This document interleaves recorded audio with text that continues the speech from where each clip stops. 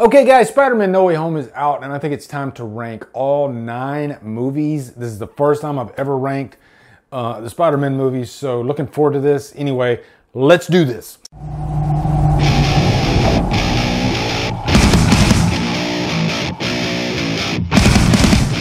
What's up guys? I just watched Spider-Man No Way Home for the second time to give a proper gauge for my ranking for this. So looking forward to getting into this ranking. This is the first time I've ever done a Spider-Man ranking. Spider-Man, he's my number 3. Number 1 is the Hulk. Number 2 is Superman. So I guess he's my number 2 Marvel. But I love Spider-Man to death, like big time. You know, grew up huge fan of Spider-Man. So big fan of the movies. I think I like all the movies to some extent. Even the worst movie out of this is going to be something that I can find some enjoyment out of. So without further ado, let's dive into the countdown. Number 9 is going to be SpiderMan Homecoming. If you're familiar with my channel, you know that I got big problems with these MCU Spider-Man movies.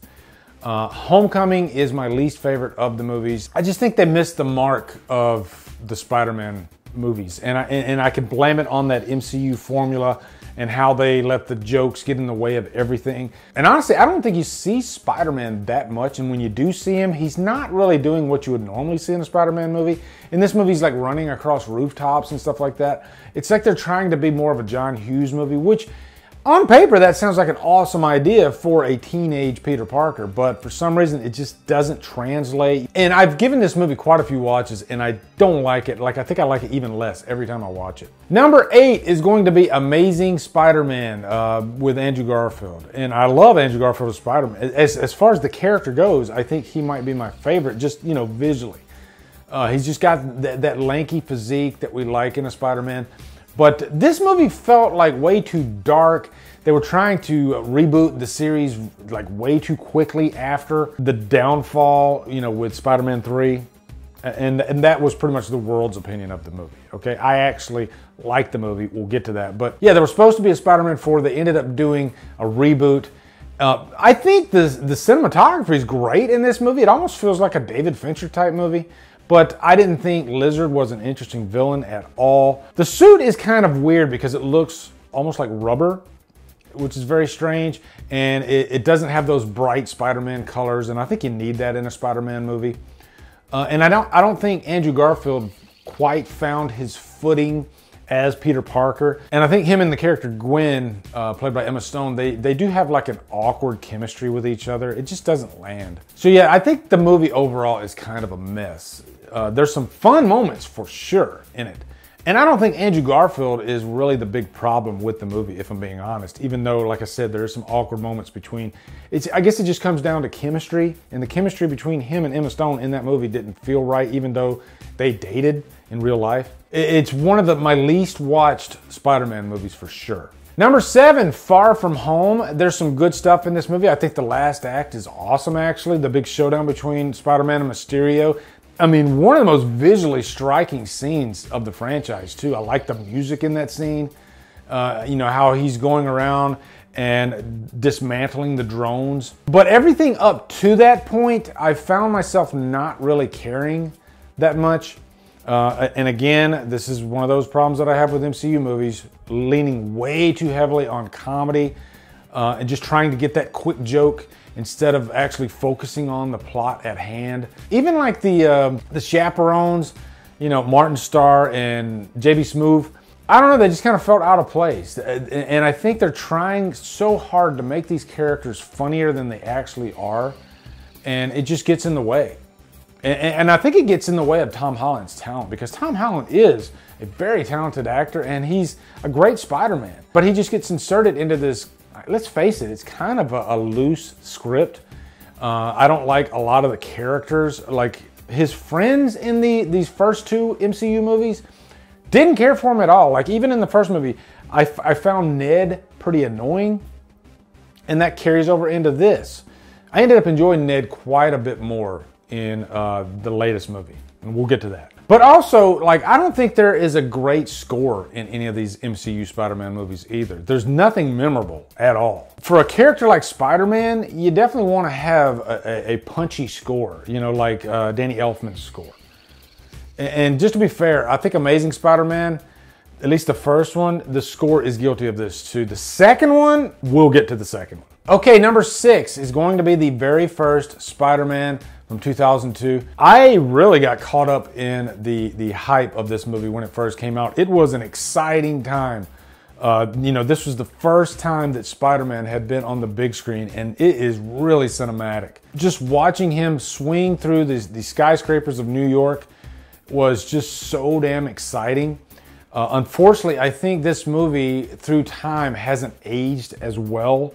And because of that, it's one of those movies that I don't find myself watching as much.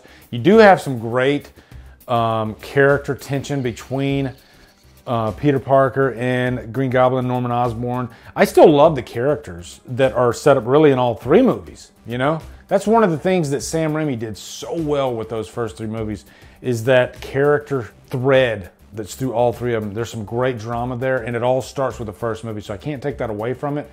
But like I said, I think some of the special effects are a little bit aged, and it's just not one that I find myself reaching for as much as some of the others. Still some good stuff though. And as far as like Peter Parker in high school, the first movie wins hands down over everything else. There's some great moments with Parker in high school in the first movie. All right, number 5, Spider-Man III. I like it. I know a lot of you guys don't like it, and I'll put cards right on the table. I'm a big fan of Emo Parker. I find myself having a blast. Yes, it's a little bit guilty of some of the stuff that we see in the MCU, but it fits with the story.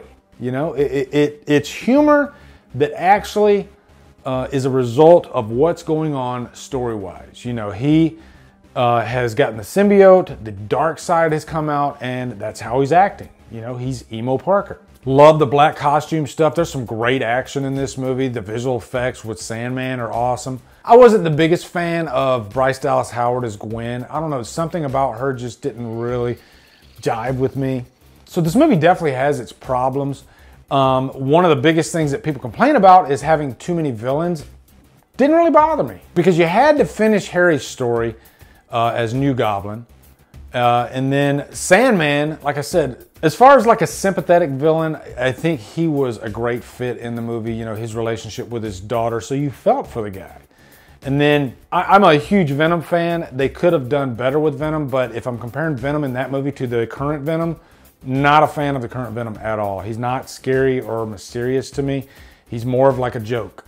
Whereas in this one, I can cut Topher Grace some slack. I would encourage you guys to check out my Spider-Man 3 review that I just did recently, and I go into all that stuff. And I defend the movie quite a bit, actually. Number 4, Amazing Spider-Man 2. Easily, I think, the most misunderstood movie of the bunch. I think the marketing of this movie hurt it in the long run, because they gave away way too much in the trailer. And they showed pretty much the entire movie. Like, it's probably one of the worst trailers I've ever seen. And it was so bad that it affected people's opinions of the actual movie when they came out of it. But if you really step back and take a good hard look at the movie, I like it quite a bit, actually. And I love Junkie XL's score. You know, it's probably the most unique score out of the whole Spider-Man run. It's got more of like a techno feel, but he's got some great emotional moments in there too. And I think as far as emotion goes, this one is one of the best of the bunch with Gwen and Peter. When Gwen dies in this movie, you know, I think Andrew Garfield's performance was so damn powerful, tear-jerking. This is one of the movies that I do find myself watching quite a bit. I love the hell out of it, actually. And I think the big divide in this movie is Dane DeHaan as Goblin. And I liked his approach. It was different than what we got with Willem Dafoe, which is, how are you going to compete with that? And I liked what he did with the character. And also the action scenes, you know, with Spider-Man fighting Electro. I don't get how you guys don't think that's awesome. Like, it's so damn epic, the fight scenes. You know, at the final act before we get to the fight with him and Goblin, with Electro. There's nothing like that in a couple of the MCU movies. You know, No Way Home has some better action scenes for sure. Number 3, Into the Spider-Verse. This was such a treat, and it's a nice departure from the live-action movies, because in an animated world, you can get away with a lot more, and what comic book character is better suited for that than Spider-Man himself? I like that this version of Spider-Man, Miles Morales, he has his own style, the way he swings through the city and everything, and I thought they would actually somehow tie this into No Way Home. It's a really great story too, you know, an origin story of how Miles Morales became Spider-Man. But I think this movie is the biggest visual feast out of all of the Spider-Man movies. It's such a fun time to watch. Before No Way Home, this one kind of combined, multiverses too. And I'm wondering if this might have been the spark for the idea of No Way Home. And it's not flat out said, I don't think, but that version of Peter Parker in the movie is supposed to be like the Tobey Maguire Peter Parker. Yeah, but this movie was a delight, a delight. Number 2, No Way Home. You know, as much as I picked it apart in my spoiler review to try to be objective about it, to try to separate the novelty of the other two coming into the fold, it's still a great Spider-Man movie. It's got some awesome emotional moments. Green Goblin's better in that movie than he is in the first Spider-Man. Aunt May dying is probably one of my favorite moments of the movie, just because of the emotional impact of it and how it was kind of a turning point for Peter. Tom Holland's performance is so amazing. Zendaya really was a showstopper in this movie, because I wasn't the biggest fan of hers in Homecoming. I guess if anything, you could look at it as a great character arc, because by the time we see her in this movie, her performance is just heartbreaking in this, when she breaks down at the end of the movie. Just beautiful stuff. And she's probably now my favorite MJ, for sure. And then number 1, SpiderMan II. I just watched SpiderMan II right after I got home from watching No Way Home, just to kind of compare the two, because for a moment I thought No Way Home was the best. Now, after giving Spider-Man 2 another watch, yeah, it's definitely the best. I think story-wise, there's just a better flow to it. I love Tobey Maguire in this movie, and I think that's one reason why I give No Way Home such a hard time with Tobey, because he didn't feel like himself in that movie, whereas in this, you know, it feels like a different Peter Parker in this than he was in No Way Home. But, you know, Spider-Man 2 is considered one of the greatest comic book films of all time by a lot of people, for good reason.